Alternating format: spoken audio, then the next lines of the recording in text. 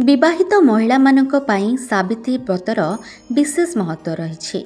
स्वामी दीर्घ जीवन सुख समृद्धि एवं सौभाग्य कामना करी एही उपवास पालन करा जाए।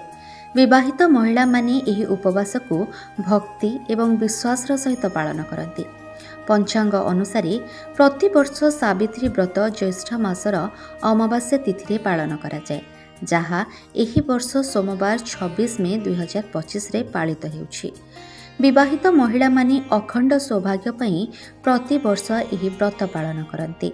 किंतु जदि आपण जणे नवविवाहित महिला एवं प्रथम थर पई सावित्री व्रत करूछंती, तेबे आपणको एहा सहित जड़ित सूचना जेपरिक पूजा पद्धति नियम एवं पूजा सहित जड़ित सामग्री इत्यादि विषय जानिबा आवश्यक।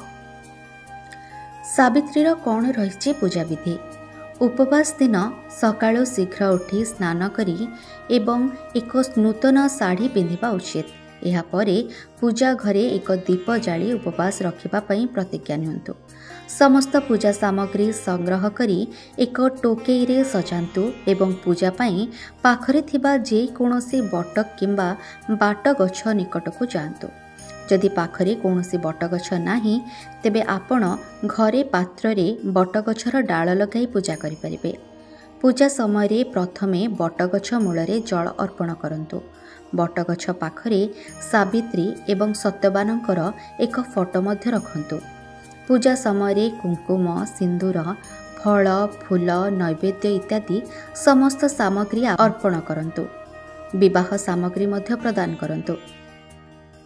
कंचा सूता किंबा कलाभा बांधी 7 थर बटगछ परिक्रमा करंतु।